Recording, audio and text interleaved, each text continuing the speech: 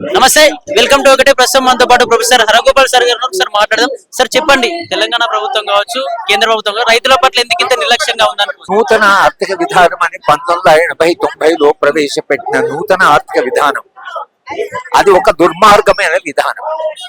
ఆ విధానం వలన ఈ దేశము యొక్క స్వాతంత్రము మనము దాన్ని తాకట్టు పెట్టాము. ప్రపంచ బ్యాంకు అంతర్జాతీయ సంస్థలు చెప్తున్నట్టు వింటున్నాం.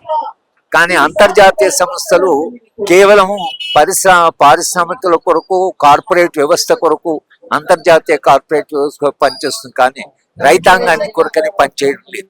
రైతాంగాన్ని విస్మరించడం వల్లనే 3 లక్షల మంది రైతులు ఈ దేశంలో వాళ్ళ బలిపీఠం మీద ఇవాళ మనం దేశం అభివృద్ధి అని చెప్పుకుంటున్నాం. కనుక రైతాంగ సమస్యలను పరిష్కరించకుండా ఈ దేశంలో శాంతియుతంగా సహజీవనం సాధ్యం కాదు. కనుక దానికి అంతిమ పరిష్కారంగా స్వామినాథన్ కమిటీ చేసిన సలహా మేరకు రైతాంగానికి తాము పెట్టిన మొత్తం ఖర్చు పోగా 50% అదనంగా చేర్చి ఆ వ్యవసాయ ధరని వాళ్ళు నిర్ణయించాలని అదే చెప్పాడు.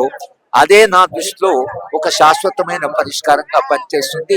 ఆ దిశగా ప్రభుత్వాలు పనిచేయాలని మేము డిమాండ్ చేస్తున్నాం. సార్, అలాగే అన్ని డెవలప్మెంట్ చేసేసాం, రైతులకు కావచ్చు, నిరుద్యోగులకు కావచ్చు, అన్ని ఉద్యోగాలు ఇచ్చేసామని చెప్పి ప్రజా విజయోత్సవ సభలు చేయబోతా ఉన్నారు. వాటిపైన మీ అభిప్రాయం ఏంటి సార్? అసలు ప్రచారం ఇప్పుడు విస్తృతంగా ప్రజాభిప్రాయం ఉండి ప్రజలను సమీకరించగలిగితే, విస్తృతమైన ప్రజలు స్పందించగలిగితే సమస్యలకు పరిష్కారం.